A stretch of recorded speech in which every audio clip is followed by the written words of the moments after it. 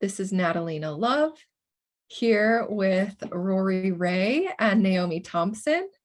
Rori Raye is our resident goddess, our feminine energy genius. And Naomi Thompson is just so brilliant in so many different ways. She's so lovely. She's the director of the Rori Raye coaches training program. She just has so many tricks up her sleeves of making the seemingly big and chaotic into very simple and structured. We just love her so much. And today, this is kind of a run-on conversation we've been talking about, and I think this comes up a lot in the work that we do, is the 4-week exclusivity agreement, where maybe we just fall into exclusivity with someone and work that out and maybe it only lasts for 4 weeks. And then there's more questions and more emotions and more adventure in the whole journey of love. We thought we'd bring in Rori and Naomi too here to add to this conversation. And a question that I have to start off with, and then I'll just pass it to you to see what brilliance you have to share with us, is, does it work? When does it work? When does a 4-week, even if it's only a 4-week relationship that's exclusive, when does this work? Can it work? What is that like?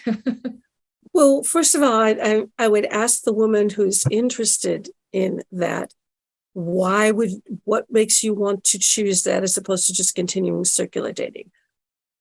Well, what is it that instigates that? Is it the guy really demanding it? Is it asking it? Is it just feeling it? Is it being tired of dating? What is it that is propelling you into that? Anybody got an answer? The first thing that comes, no, not in the chats, but the first thing that I hear a lot and even feel a lot is the whole guilt thing. Like, if I'm interested in you, then I need to only be available to you, or it's the energy is way too big, the intensity, the desire, the chemistry. It's all like, I need to put all of my attention on you. I think there's some different mind weirdness that happens. All right. I've got a little, go for it, Naomi, Rori. you've got an idea. Go. Yeah, I have. And I would say, for me, having dated for quite a few years, it was my attitude. If I had an attitude of curiosity and playfulness, now, I had a coach throughout my dating process because it was just exactly what I needed. And there were times I so just wanted for it to be all about him. It was like, he's the right one after 2 dates. I want him, and I just wanted to be exclusive. And my coach said, well, if you really want to, give it a try and see what it feels like. So I give it a try, see what it feels like, end up on the floor, brokenhearted. But actually, I'm glad I did it. It was so useful. That experience, sometimes, the depth of the experience, sometimes the depth of the pain, the disappointment, the elation, actually led me to go, this is what I don't want. This is what I do want. This is what being exclusive feels like after only knowing a guy for 3 dates. And actually, do I want to go through that again? And it became like the whole thing you say, is a person in your life for a reason, a season, or a lifetime. Okay, he's not a lifetime guy, but actually on my love story, that's okay, because he was part of that love story. So, on paper, all of us at Rori Raye here, we'd say, don't be exclusive with him. But if you're desperate to, do it with your eyes open and explore and be curious and go, well, I'm doing this. How does it feel? Do I feel anxious when I don't hear from him after a couple of days? Am I thinking about him nonstop? Do I feel addicted to him? What's showing up inside of me? And then that becomes the information. So, that's kind of one of my takes on it, exploring, getting curious, seeing what's happening. Brilliant. I totally agree. And, looking back over my many different kinds of relationships, miserable, wonderful, short, long, intense, I would not have wanted to live my life without some of those intense flings. they were memorable to me now that I'm safe and secure. And maybe they were placeholders because maybe I wasn't going to meet my husband until, a little bit later, and I needed some fun in the middle. I need to learn stuff. It was the parts of the relationships that were painful because I let them drag on, because I was attached to the outcome, because I had invested so much already that if I have regrets, I would regret. Yeah. But having those kinds of intense feelings, and if the relationship is not painful, but extraordinarily awesome, you're traveling, you're having an amazing time, and you don't let the weight of forever get into it, then, who would want to say who would want to give those up? And yet there's a time in your life when you're like, that's not where I'm at right now. Right now, it happened for me when I knew I wanted to be a mother more than anything. That's what I wanted. And it overrode all my other crazy instincts to choose unavailable men, wrong men, childish men, immature men, wounded men. It enabled me to get my ducks in a row in a better way, because I had a strong want that was overpowering to be a mother. And I made that right decision. I was able to have a child right away. Who knew? And that's, and I lucked out. The relationship also turned into something awesome.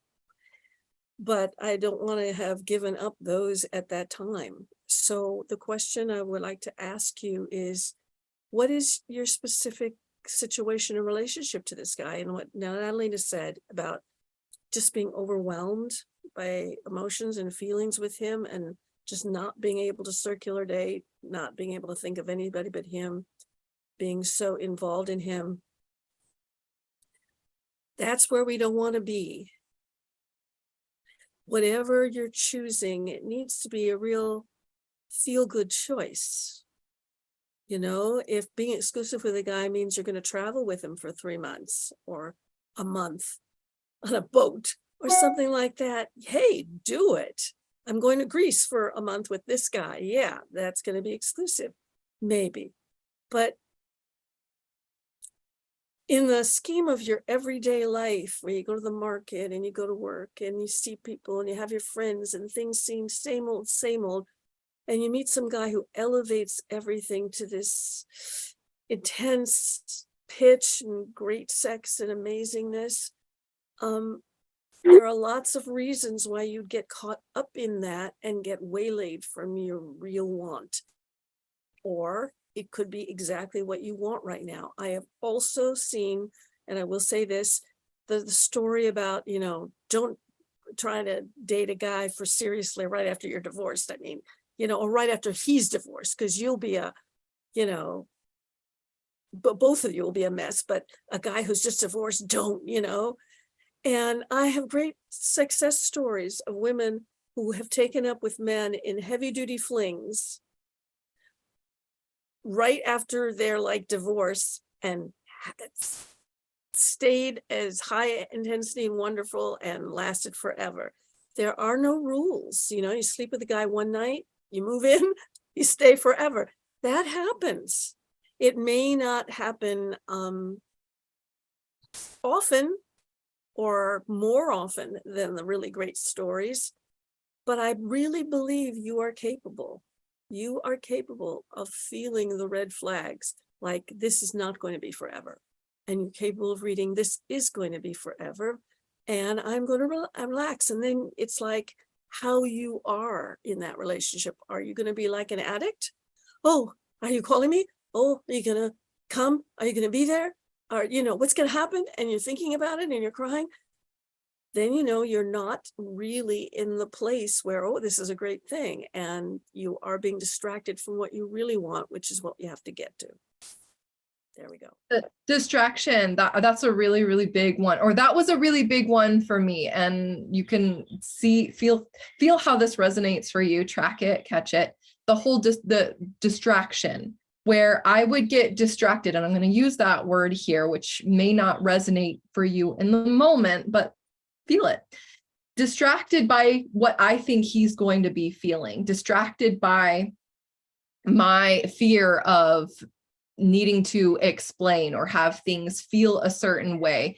Because if you're circular dating, if you're single and you're circular dating properly, you're entertaining moments with lots of different people, from people that you're like, okay, yes, I have romantic feelings already. I'm anticipating having more romantic feelings. This would be really nice. I'd really like this. You're really cute. Like, there's so many feelings going on here. And for me, and I've seen this for a lot of other ladies as well, where we can get distracted by not wanting to step into that space of, ooh, he's putting pressure on me to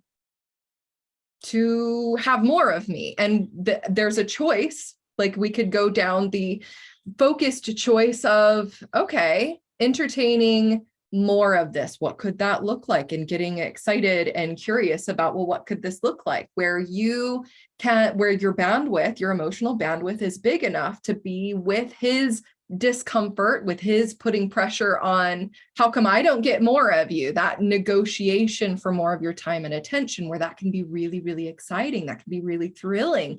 Or it can make us want to shut down and run away, or say, or be people pleasing, or just completely go fawn mode of, yes, you're right. You are everything. And I will say no to any other date because I don't want to lose a second of this. And I'm saying, let's call that distraction to a certain degree. If that helps, let that be a concept for you of, am I really getting distracted from what I really want, which is, I want that connected, feel good, feel confident with this other person relationship. And yeah, circular dating, I would say, asks us to dive into all of the emotions, with disappointment coming towards us and feeling like, oh, disappointment, yay. Because if we can't feel disappointed, or if we let just a little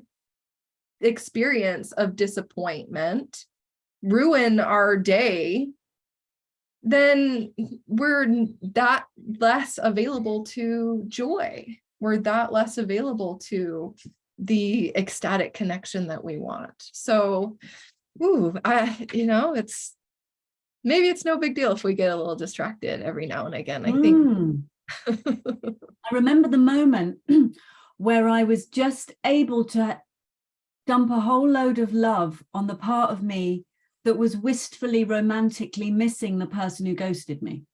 And it was like, instead of thinking, oh, Naomi, don't be stupid, you silly girl, I actually just, in that moment, I remember the moment I was driving my car and I just went, I just love you, little romantic part of Naomi that just longs for him to remember you. And it made me laugh. It made me smile. And suddenly the heartbreak wasn't this awful thing. It was like it was just part of it all. It's part of the love story. It's just part of it. Like, we don't have to run from all these feelings. And a question that does come up is, what about, I don't want to lose him. I'm going to be exclusive with him. He might be upset with me if I'm not, and I don't want to lose him. But the thing is, what comes with that is fear and anxiety. When we think we're going to lose something, we are in a state of fear and anxiety. And we're not relaxed. It's the opposite of relaxed, isn't it? And so, and what I learned in the whole dating process is that it's very hard to lose the right person. It's just so hard to lose them. And for me, the right person is someone that you just feel really peaceful with. Your nervous system is calm. You almost don't notice the excitement because you're just being totally yourself and calm in yourself, which for me is the opposite of that anxiety and fear. It's like there's a confidence deep inside. So, I would say if anyone's at that point where they're going, oh, I can't circular date because I might lose this one. It's like, if he's the right guy, he's just going to pursue you harder. You know, it'd be very hard to shake off the right guy. And when I learned that, I was like, ah, this feels good now. This is great. All the big emotions, with everything modern Siren, feeling love and all of the emotions like an ocean crashing on us.